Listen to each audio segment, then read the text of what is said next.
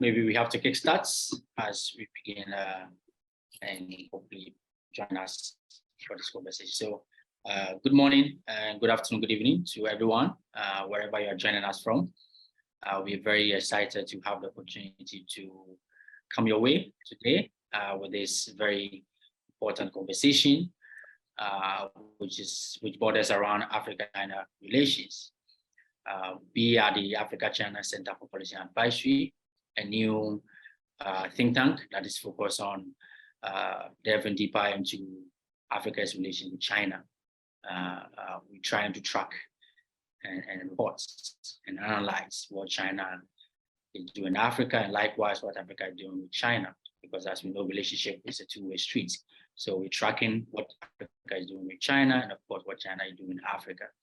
And so one of the things that we're doing now is to kind of broaden the conversation and debates around Africa-China relations. So we've started the year with multiple webinars, just like we are lucky to have one today with a renowned speaker that we introduce in due time.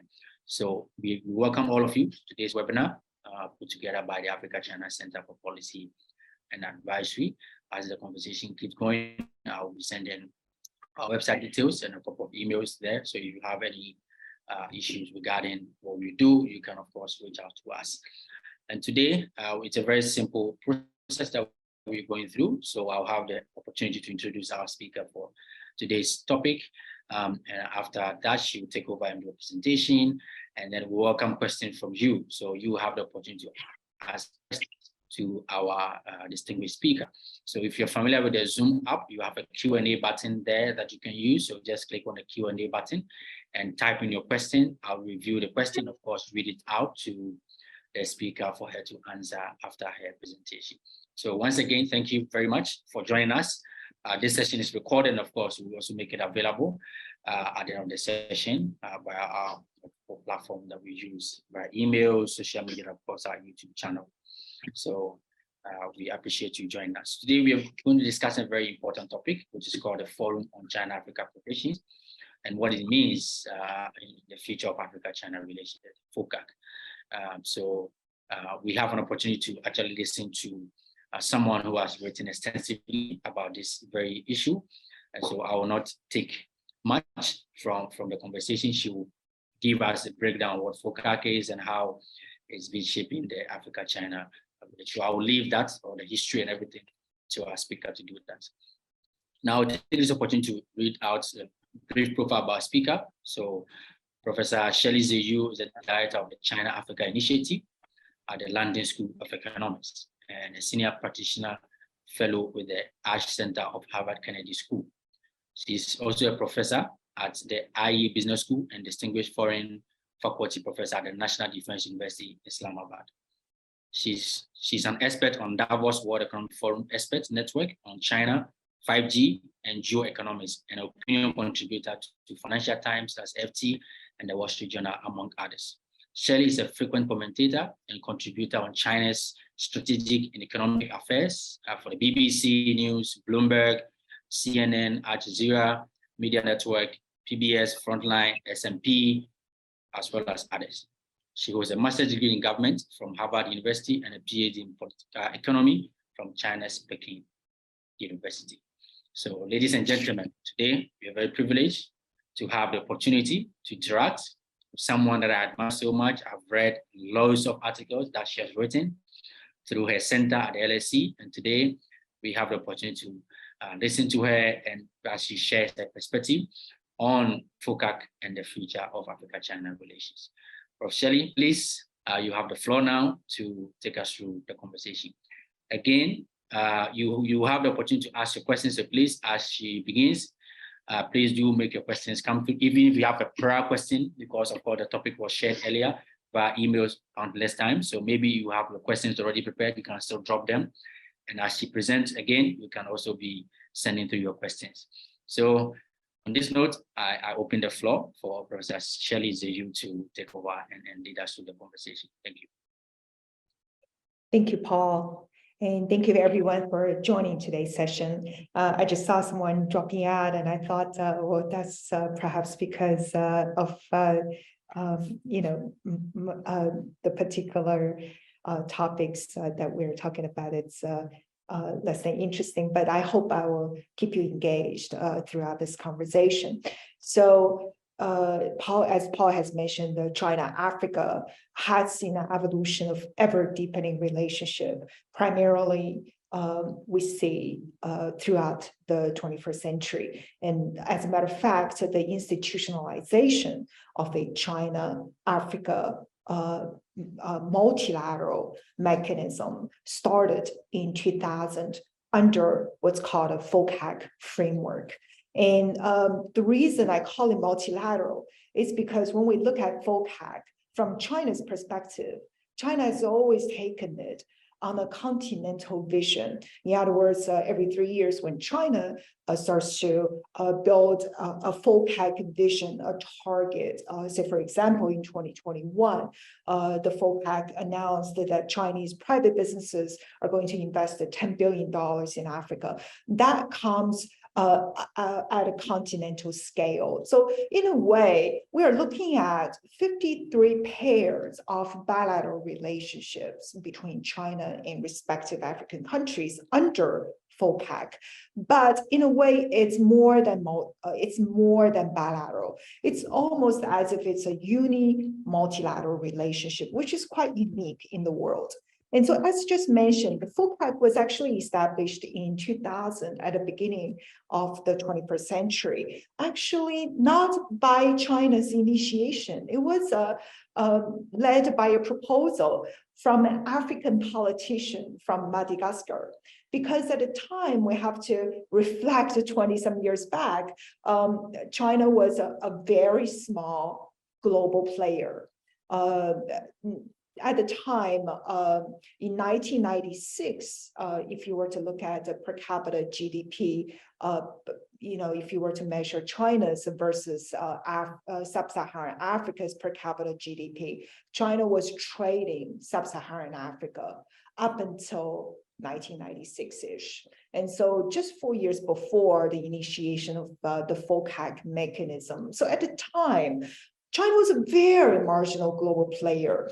And so when the proposal reached China, it was basically an idea for China to play catch up with the rest of the global partners in Africa, from Europe to North America to Japan to even countries like Turkey, etc.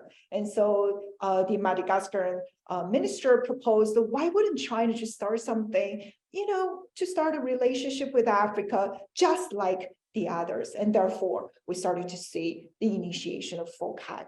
Now, FOCAC, since its initiation 23 years ago now, it had a very unique architecture, and that really comes from a very unique style of Chinese technocracy. So when China started FOCAC, unlike the Japanese African mechanism or the EU African mechanism, the Chinese FOCAC has started with a very clear operating mechanism. It knows that there will be a triennial summit, and there will be specific targets that are released at every FOCAC meeting. But also it had set up this bureaucratic operating mechanism to ensure that this operation works according to schedule. So unlike the ad hoc natures of Africa's other economic counterparts, so we saw that FOCAC had stuck to its schedule, and therefore we have seen a very substantive evolution over the past 2 decades or more. So why was FOCAC created, and what does it mean? That whole meaning of FOCAC has changed since that very humble beginning that we just. If I may, are you have a PPT that you want to share? You like to share? I know there was no PPT okay. to share. Okay, that's fine. Sorry. Okay, so that very humble beginning was really to start some sort of economic engagement between China and Africa, and particularly in the trade realm. But then as China's economic scale started to develop, and as China's global capacity for engagement began to deepen, so was the understanding of FOCAC in the past 20-some years. And so I have divided the evolution of FOCAC, which is essentially, you're looking at the combination of a grand vision between China and Africa. I've divided it into 4 phases over the past 20-odd years. The first phase was primarily a trade-centric relationship that China aimed to deepen. The second phase, on top of trade, China started to develop other realms of economic engagement, including foreign direct investment, lending, credit support, and infrastructure development. In the third phase, China moved beyond simple economic engagement with Africa into other hard power areas, particularly highlighting political engagement and security partnership. And on top of that, we started to see a comprehensive vision for China's soft power engagement with Africa, which is very different from China's engagement with other parts of the world, in which you may say China's soft power was its weakness rather than its strength. And then the fourth phase of FOCAC engagement started in 2021. Post-COVID, and of course, we have seen profound global changes, and so was FOCAC. And we'll get into the fourth phase, which is where we are in right now, in a little bit. And so let me focus on the first phase of FOCAC engagement, which I would say that started in 2000 and lasted for about 6 years and 3 FOCAC conferences. And so fundamentally, it was focused on trade. Now, very different from China's engagement with the other parts of the world. In 2000, when FOCAC started, China was just about to seek its accession into the World Trade Organization. And following China's WTO membership, China started deep global engagement in trade, and within the next decade, China became the world's largest trading economy, but also it earned itself the title of the world's factory. And so the WTO accession, needless to say, was profound. And so it was for China's relationship with Africa. So again, in 2000, very different from China's major drive for export and the trade account surplus. That was, what China has achieved with other major economies. China's trade relationship with Africa since the beginning was about more imports from Africa, is to bring Africa and Africa's products into the Chinese market. And so very quickly after 2000, China announced, particularly in the 2006 China-Africa FOCAC Summit, China announced the tariff-free imports from Africa's least developing countries. By 2006, over 440 items from the LDCs in Africa could be exported tariff-free to China. So the two-way trade over this 6 years period of time, although short, expanded over 5 times with Africa. So the trade engagement was very successful, particularly when you look at Africa's trade with China, export with China. And when we move beyond 2006, for the next decade or so, from 2006 to 2015, there was a major vision to broaden this primarily trade-centric economic relationship. So the first thing we saw was that China advanced the partnerships cooperation to encompass foreign aid, direct investment, development finance. And since 2013, continental scale major infrastructure building initiative that was a part of the conception of China's Belt and Road Initiative. So again, at the 2006 FOCAC meeting, then Chinese president pledged to double China's financial aid and offer $5 billion of preferential loans and credits to Africa over the next 3 years. And so this really debuted China's role as Africa's creditor. And of course, up until very recent, the latest statistic, China owned about 20% of Africa's outstanding debt. And so that really started, if you were to look at the scale today, over rather short period of time. And so that was the very beginning of China's initiation as a creditor to the continent.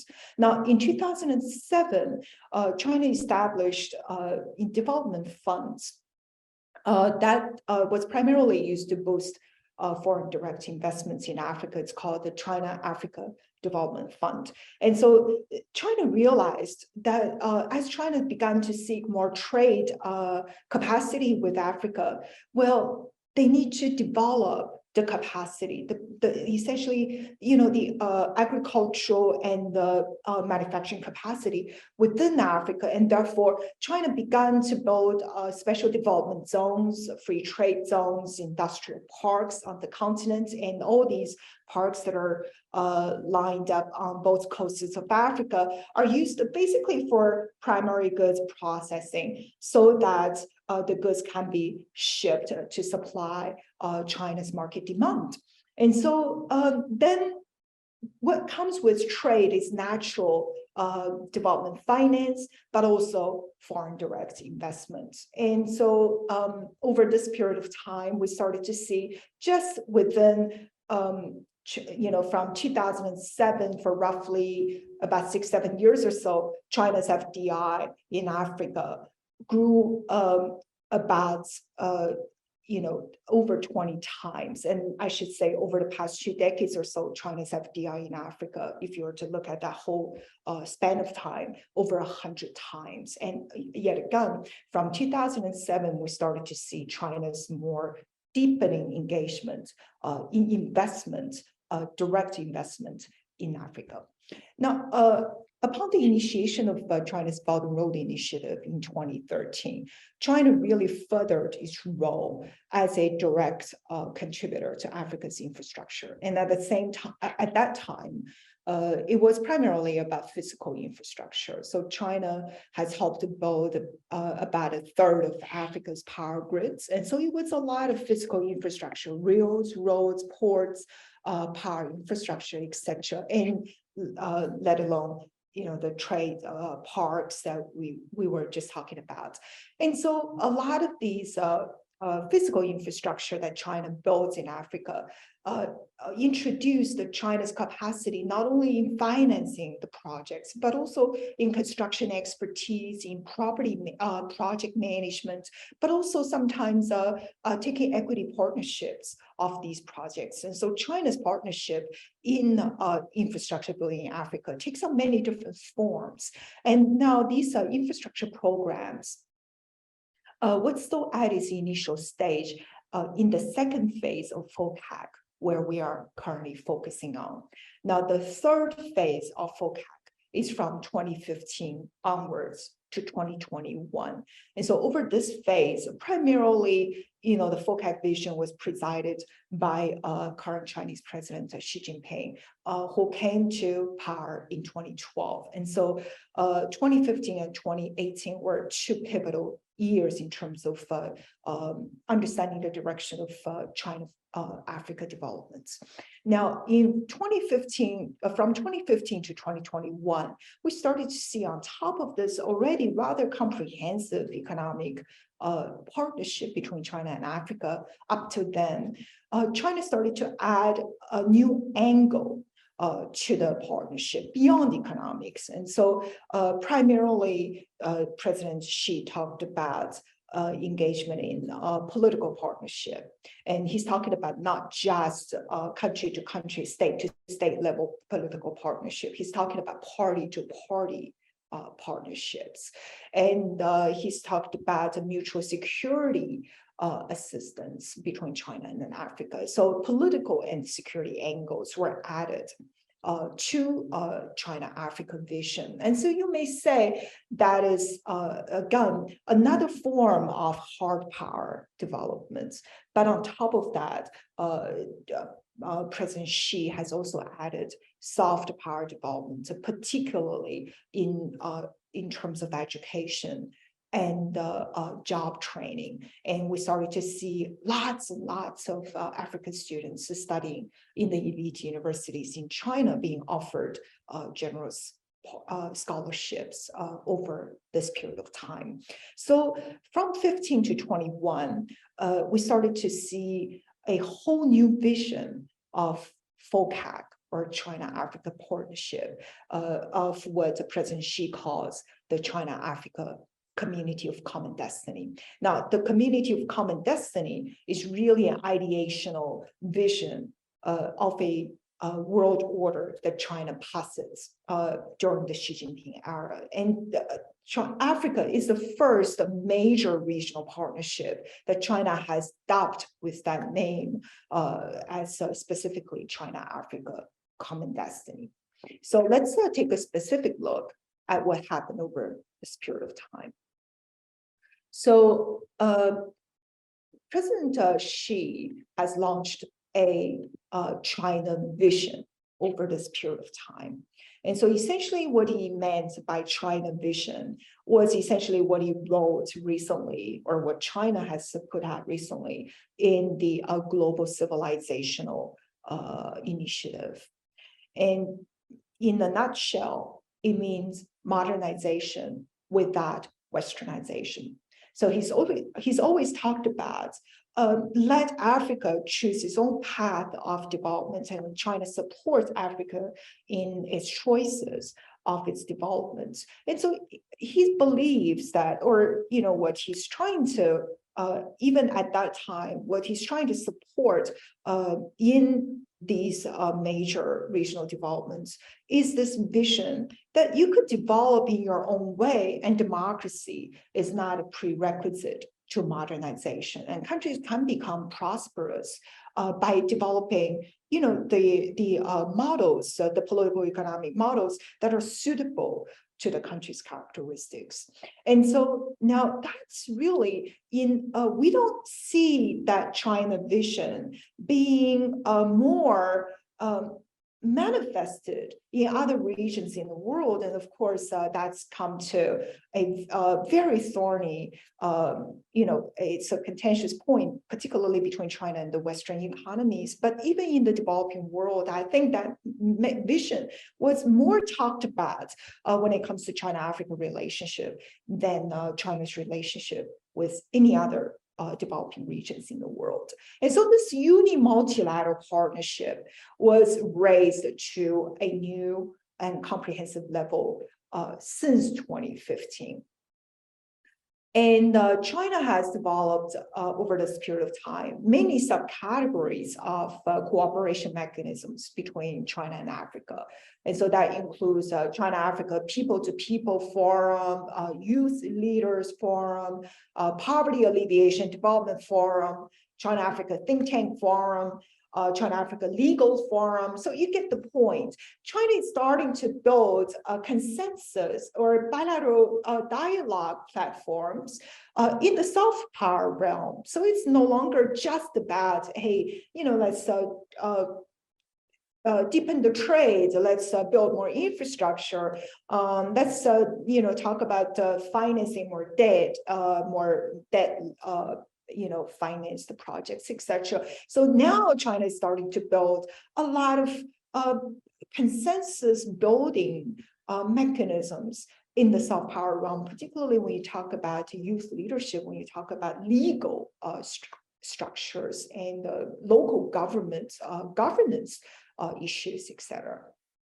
And so now the soft power development began to take its own path. Now, at the 2018 summit, that was really the apex of China-Africa's cooperation, I would say. Over 50 African heads of states and governments were in Beijing at the China-Africa Summit that year. And that was the year when China offered the highest amount of not only loans, credits to Africa, but also major investment initiatives and infrastructure building initiatives to Africa.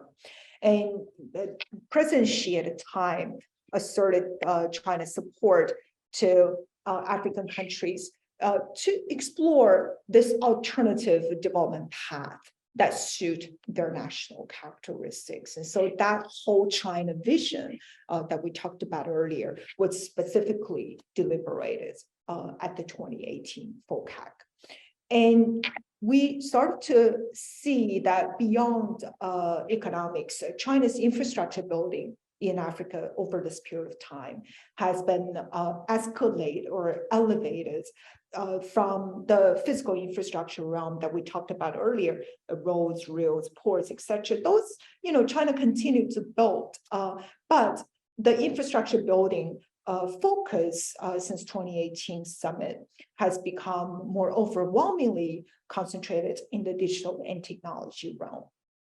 And those were intended to support Africa's pursuit of, to be in the technological, catch up with particularly to potentially lead in the fourth industrial revolution. So over this phase, China laid down the submarine cable network on the east coast of Africa, essentially from Djibouti all the way down to South Africa, that supplies Africa with reliable, low-cost data connection. Without data and reliable telecom infrastructure, we cannot begin to talk about the rise of the digital economy on the continent.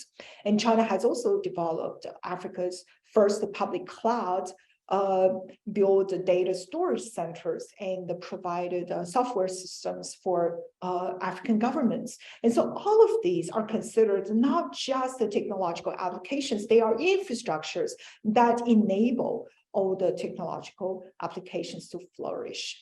And as a matter of fact, over this period of time, China has ventured also into space development with Africa. The most prominent example is Ethiopia.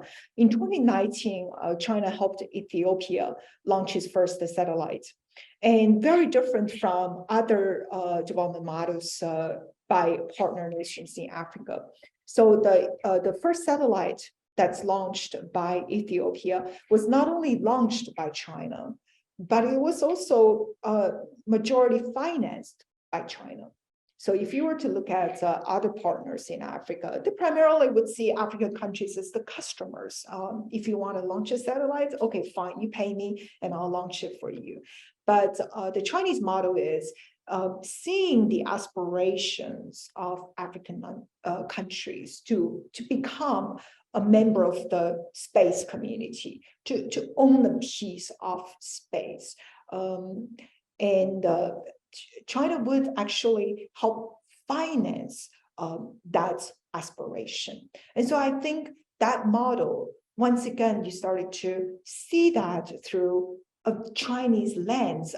China's always seen, the commercial activities with a strategic angle. And that angle is not necessarily self-centered. To help Africa in developing space program, I think that's really in a way to fulfill the dreams and aspirations of African nations.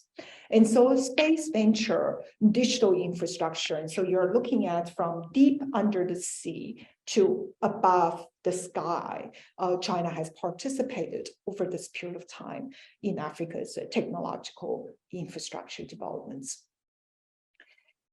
And so you may say, up until then, because 2018's China-Africa Summit, because it's a 3-year mechanism, that took us to 2021. So before 2021, which was the FOCAC Summit that happened post-COVID, you could say that China-Africa's FOCAC vision started from this very benign trade incentivized the partnership to a comprehensive economic development vision, to a political security partnership, to soft power development, and essentially to technological and this full vision of supporting each other's political development within the models that the countries choose. So you are seeing already a very comprehensive strategic vision that China and Africa have built and evolved over time. Now, up until 2021, you would think that's a unidirectional development. It's ever deepening, ever broadening, and ever more comprehensive China-Africa development. Now, you and I may ask, where is the end? You cannot stay on a unidirectional path for eternity. There has to be a pivotal moment. And so just like the other major world powers of the past centuries, you reach capacity overreach. There will be a point when you can no longer deepen, you can no longer broaden. So people would wonder when that point would be. And then COVID hit, and the world has profoundly changed. In 2021, it was essentially a virtual FOCAC summit. And in that FOCAC summit, you could say that a lot of things have structurally changed, not just because of COVID, but also because of China's domestic structural shifts. That FOCAC conference, the virtual conference in 2021, was not only in terms of participation, it was a ministerial level participation, although Chinese President Xi appeared and gave a speech and along with the pledges himself, but it was actually a considered lower level conference compared to 2015 and 2018. And not only that, there are two substantial changes in that 2021 FOCAC conference. The first one was you started to see a retrenchment of China's state capacity in its engagement in Africa. In 2021, China didn't promise like what it did in 2018. China is going to invest $60 billion in various forms into Africa. We no longer saw those sorts of pledges. And rather, in 2021, we heard that the pledge was Chinese private sector, the private companies are going to invest $10 billion over the next 3 years, meaning from 2021 to 2024 in Africa. So you started to see a switch from a state capacity investment in Africa to primarily the private sector investment in Africa. And that comes with a lot of economic, it's economically intuitive. And so allow me to explain. What happened in China was in 2021, China hit per capita GDP of $12,000. And if you were to think about it in today's global term, China is no longer a cost-efficient economy for low-end manufacturing.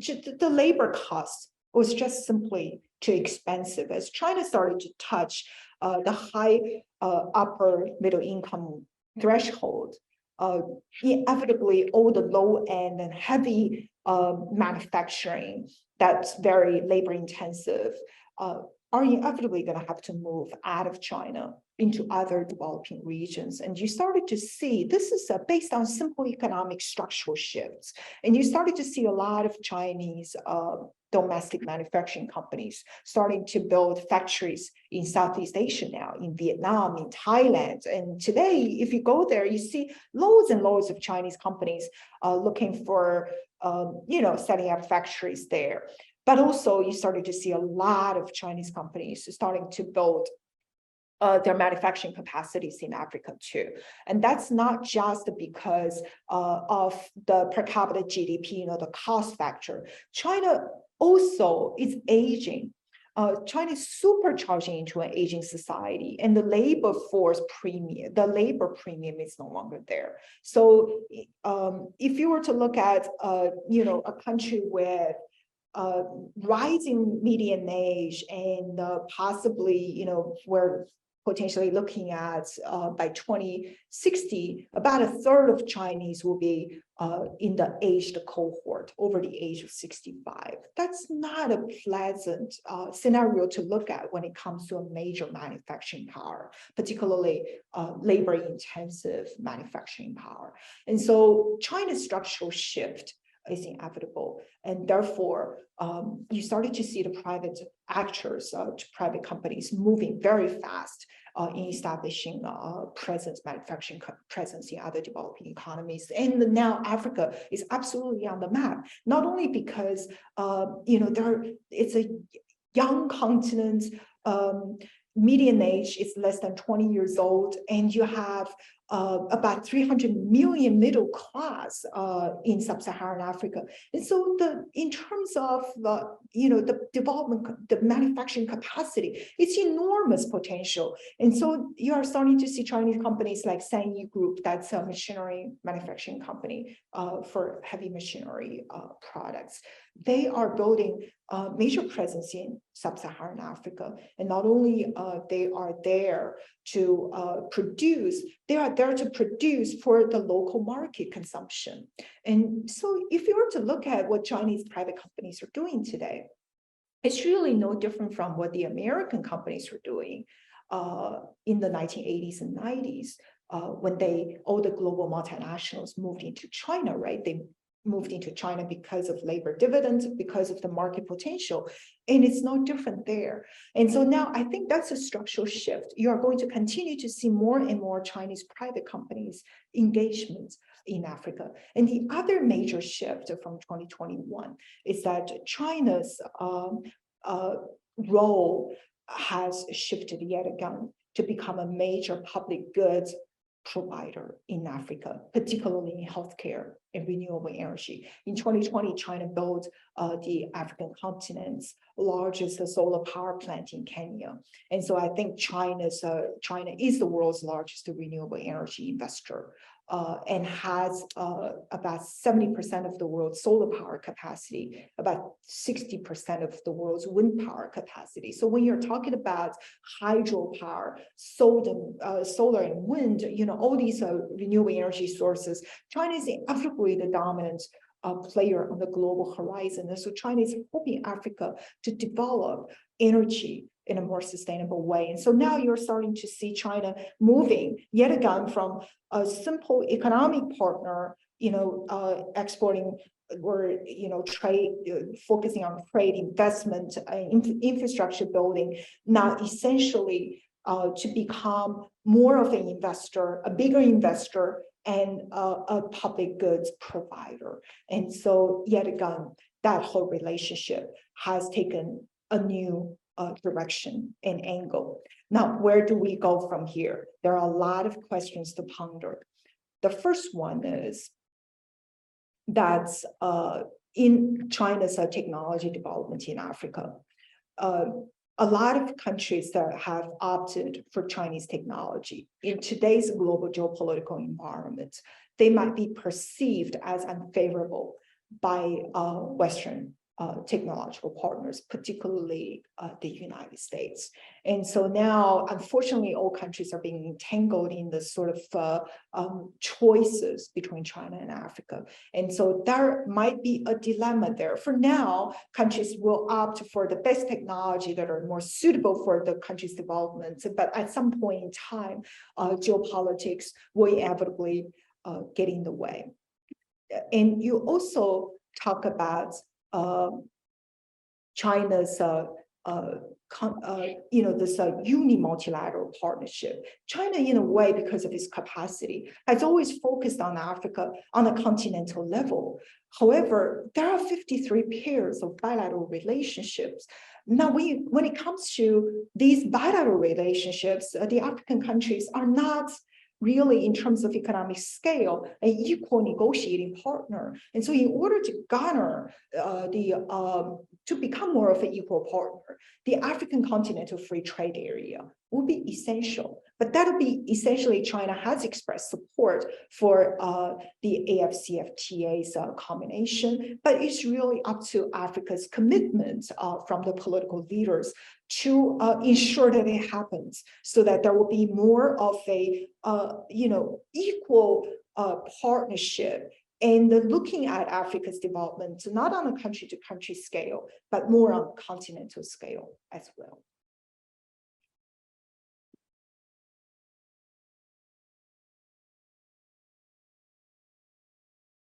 Hello? Excellent, excellent. Thank you very much, Professor Shirley. Yes. Am I audible?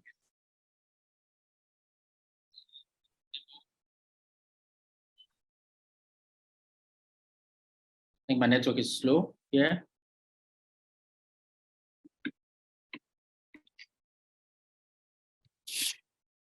Hello, Professor Shirley, am I audible? Can you hear me?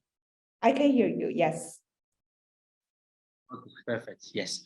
So thank you very much for that insightful delivery, taking us back to history, sharing the various stages of the FOCAC with us, and of course, the new nuances that are happening in the space. Of course, China's approach, looking at China's own economic situation, both domestically and of course, connecting with what happened globally in terms of the COVID-19 pandemic.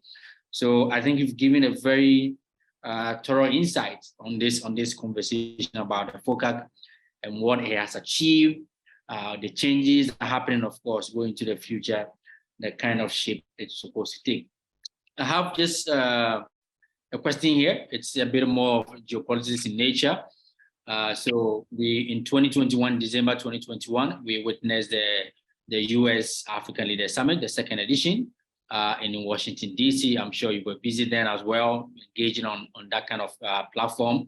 So I just wanted to ask you, how does all these, FOCAC and of US African Leaders Summit, how does all these play in terms of Africans' own agenda development when you have the two superpower economies like US, of course, China, all trying to build, of course, build upon the kind of relation that they have with the continent. What are some of the new opportunities that could be created for Africa in terms of these kind of conversations? Yeah. Sure. I think, first of all, I am, I have my reservations about the messaging from Washington, D.C., because I'm sitting right here in D.C. I was physically, very involved when the summit happened. Now, the messaging, the reason I have reservations is because the U.S. the opening speech even was offered in a way that we have to engage with Africa because we have to outcompete China. I think engaging with Africa is absolutely the right message, but the end goal is to outcompete China. I think that completely avoids Africa as an independent, or many African nations as independent agents. So I think that whole message was not well perceived by African counterparts. Now, you probably have more authority in talking about this than me, but I think, Africa obviously will welcome all countries' partnerships, from trade to investment to technology. The more, the better, right? So Africa would obviously welcome American investments, but as mentioned earlier, China has overwhelming dominance in global renewable energy generation capacity today. So when it comes to renewable energy, I think China will be the de facto partner, not just in Africa, but globally. You're talking about 70% of the global solar power, the solar panels, solar modules, and the cells that are produced at the silicon salts that are produced for solar power that are produced in China by Chinese companies. And so obviously in renewable energy, China has a major role to play. But I think in the US's context, if the US were able to export technology, more tech infrastructure, more public clouds. Why isn't Amazon's public clouds the world's biggest in Africa? If they SpaceX, more telecom connectivity. If the US were able to export based on its strength, particularly in technology, I think that would be a major benefit to Africa. To compete with China infrastructure building, the US simply doesn't have the sort of capacity for infrastructure building, particularly physical infrastructure anymore. And that's just factual. You're talking about building a subway stop in New York. It costs $2 billion. The cost is just too high. And so when it comes to those sort of infrastructure, obviously China has a cost advantage. And so I think the partnership will take on different forms and different ways, but the end goal should be Africa's development, not one competing the other. Yes, I agree with you 100%. And I put succinctly by a researcher that I know, he's with the CGD, Center for Global Development. He said, China is like, take as a computer, China is a hardware and the US can play the software role. And together, everyone will benefit, not to assume that you want to come and kick somebody out because somebody's out competing you. You have your own strength, and of course you focus on that, and everybody will win as Africa was win and China was win, and then we can build a sustainable world for everyone. So thank you very much for that insight. I have a question here that it's more of connected to connection from FOCAC and BRI, right? So as you started earlier, FOCAC really became a channel for real infrastructure development due to the funding that was made available through FOCAC, and of course China African Development Fund also came in. And you mentioned that most of the infrastructure that we've seen, because then the loans, concessional loans, up to $60 billion in that period. So this question is from Rowan Omar. So I know Rowan because he's a senior research fellow with us, based in Nigeria. So he's also a lecturer at Ahmadu Bello University. So he's asking this. So FOCAC is a multilateral platform in Africa to cooperate. Do you think there's a need for a step up of BRI projects in Africa, where, as you know, the BRI's idea is to map out all trade routes? It touches only East Africa and ignores other regions. Can we call other infrastructure investment away from this map BRI type project? So it's more of now is asking that maybe there could be a situation where almost every infrastructure that is being developed in Africa could be added as a BRI project, even though BRI has a route that it takes. So sure. How do we just approach this? Yeah. Sure. That takes on the theoretical understanding of BRI when it was launched. I teach the BRI, so we have to structure another seminar just on the BRI itself, because FOCAC and BRI are essentially two different things. So for those who are not so familiar, that's the Belt and Road Initiative. So when it was launched, China mapped routes that connects essentially 66 countries along continental Eurasia, east coast of Africa, and the maritime Asia. So 66 countries, including China. That's when it was launched. It was revitalization, and the real one was absolutely correct. It was revitalize the ancient trade routes. But BRI has evolved, just like FOCAC has, into a form that no one could essentially conceive back in 2013. So essentially, you're looking at China's Belt and Road vision today involves essentially every continent, every major continent, including the Arctic and the Antarctic, except North America. So you're looking at the Belt and Road Initiative being an infrastructure building program that China has put out for the large developing world, essentially. So that obviously includes the west coast of Africa. One contentious point, as a matter of fact, on west coast of Africa was Equatorial Guinea. Recently, it became contentious because China was building a deep water port there. and Undersecretary of State U.S. Undersecretary of State flew to the country because there were some understanding that the port was used for dual purposes, or could be built to be used for dual purposes. And so the US was concerned about it. And so China is looking at building more ports on the west coast of Africa. There are trade parks, industrial parks, essentially on both coasts of Africa. And I just mentioned the east coast of Africa, this submarine cable network that Chinese company Heng Tong built that provided the submarine cable, essentially broadband data access for east coast of Africa. On the west coast of Africa, there was also a submarine cable that was built by Alcatel-Lucent many years ago.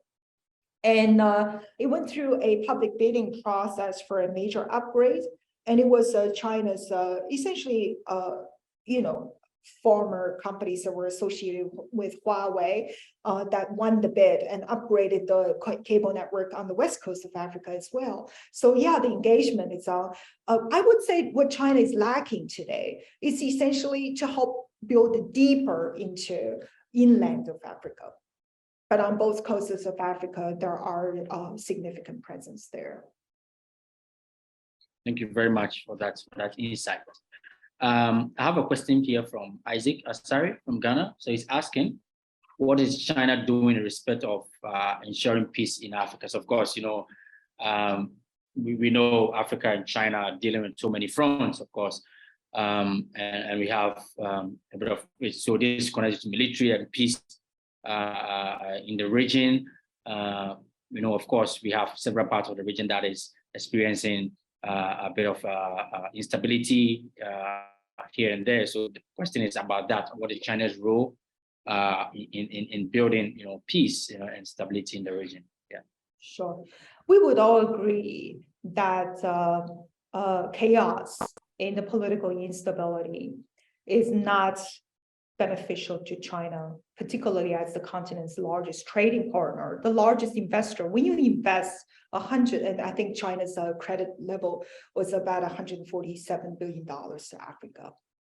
Now, when you have that sort of credit lending to Africa, you obviously want the regimes, the political system to be stable. You want the country to be prosperous. You don't want war in these regions, right? That's normal for any major lender and the trade partner. So that's obviously China's ultimate goal is to ensure peace in Africa. Now, how is China going to do it? You saw in the past couple of weeks, a lot of major changes have happened around the world with China being a part of it. The first one was trying to broker the peace deal, or essentially not peace deal, the diplomatic relationship between Saudi Arabia and Iran. So these were hostile neighbors. With China's mediation, they were able to reach a historic détente.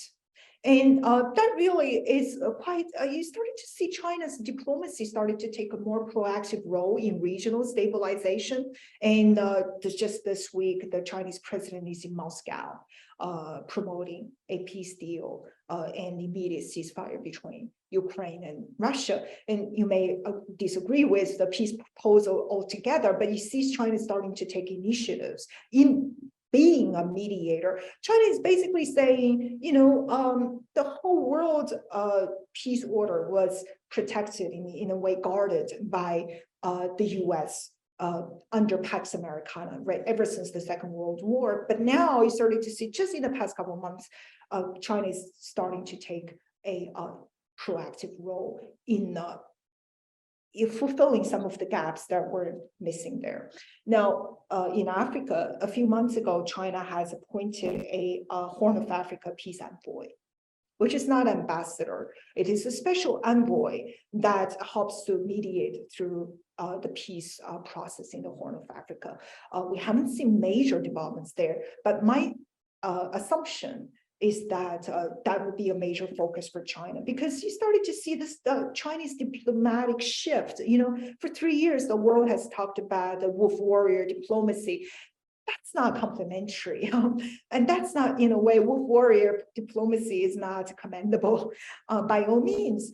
But you see, this quiet diplomacy is really something that just came out a couple of weeks ago. And I think the world hasn't really, really fully come to an understanding about what China is doing. But there is a clear shift from wolf warrior, this very loud diplomacy that is primarily defensive in nature. It's China trying to, no matter how loud they are, there is a way for China to try to defend itself.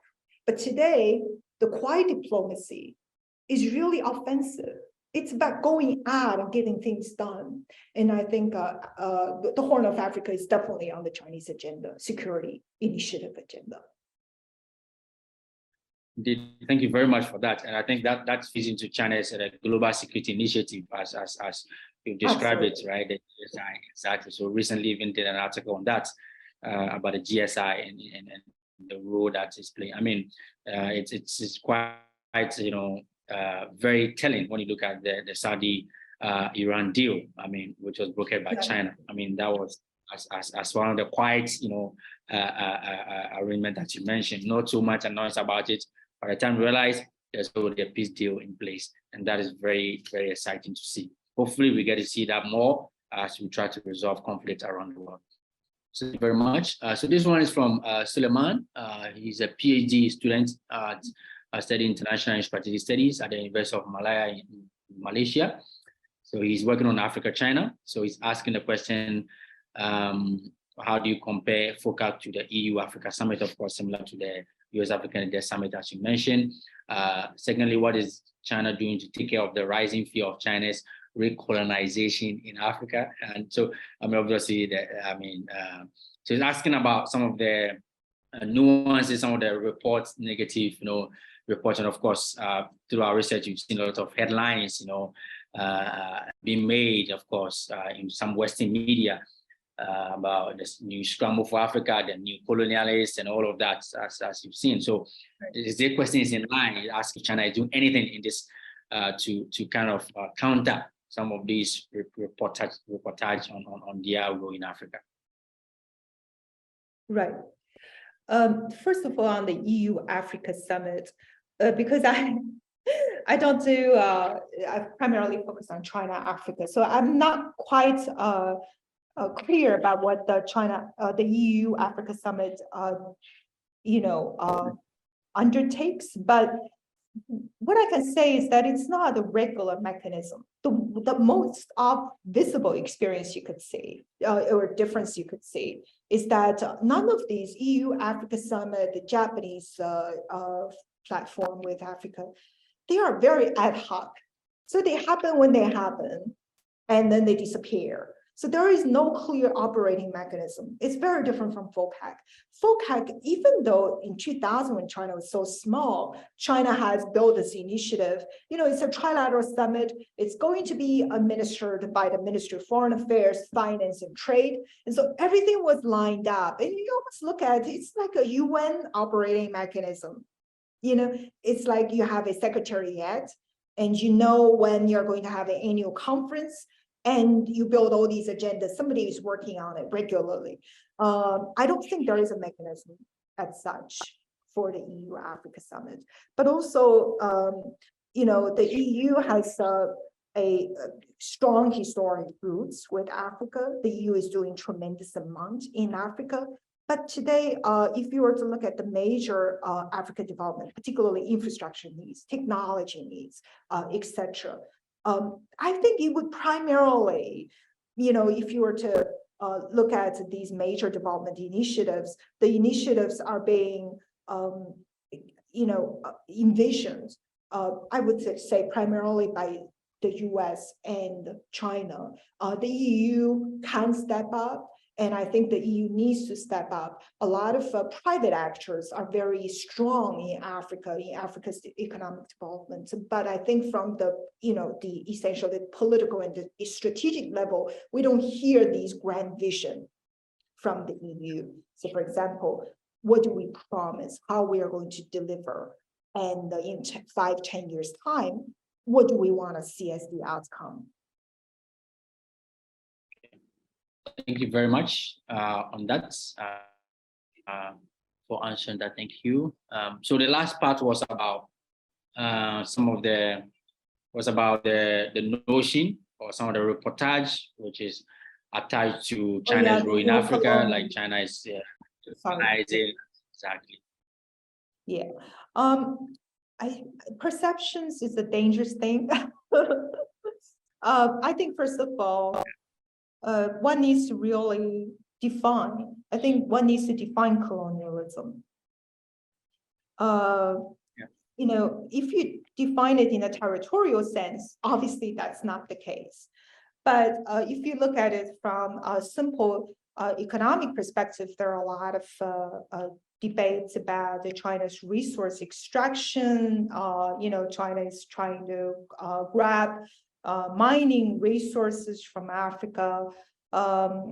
So, you know, if you were to look at economic, you know, China's investments in various sectors in Africa, mining and resources are obviously a very high proportion of China's overall investment. But that's not just because of the political intention. It's because China needs it. China is the world's largest energy importer. If China doesn't import from Africa, China would be importing from other parts of the world. If China doesn't import agriculture from Africa, China would be seeking agricultural import from other parts of the world, because China is also the world's largest food importer. So most people may not realize, being such a large economy, how dangerous that is, you know, for 1.4 billion people to essentially rely on food imports. But that's the reality. So when it comes to food and energy, China obviously has a major purchasing capacity, being the largest importer globally. So the whole point is, when China takes this trade relationship forward with Africa, what does China give back in return?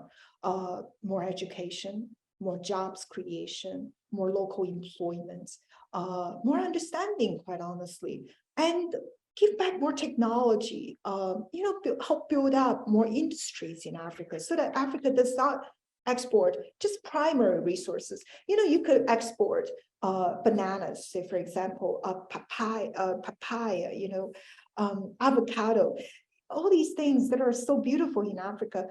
You don't have to export them as low-end products. You could brand them and process them and export them as high-end products. An avocado costs $2 nearly in the US supermarket.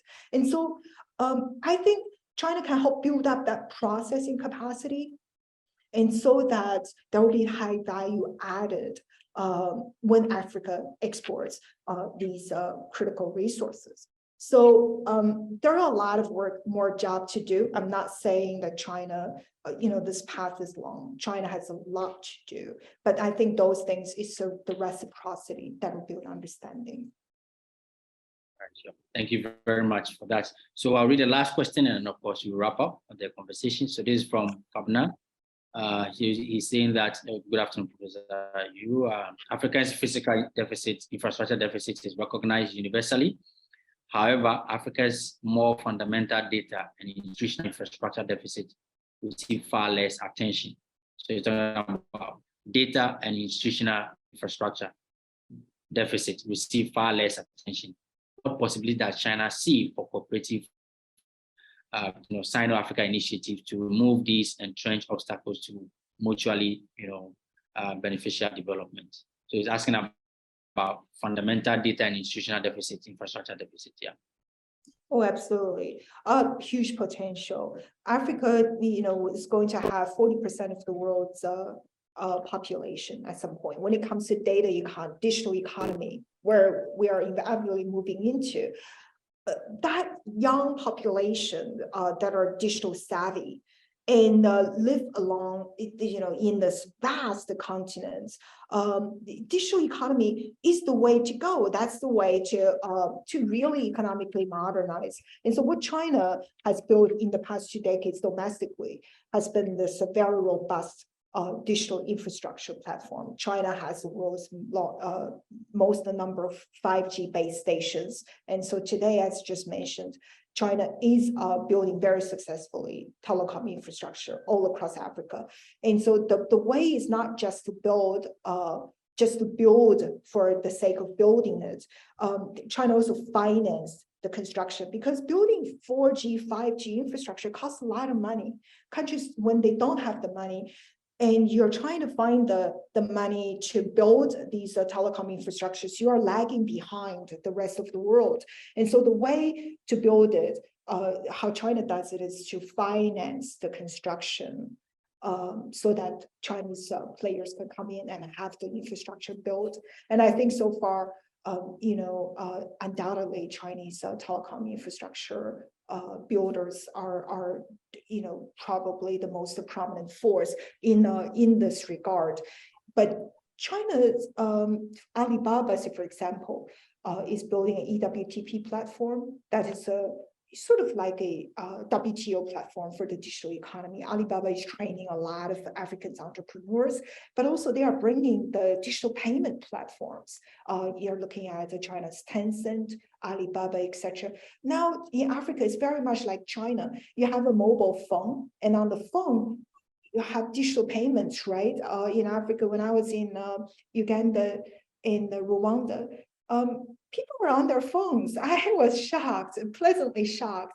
Those phones, a lot of the smartphones techno is Chinese phone, right? You have essentially you have the telecom infrastructure that we talked about, the data, the broadband network. You have the smartphone, and you have the connectivity, and then you have the digital payment platforms that are essentially, very similar to the Chinese Alibaba and Tencent style.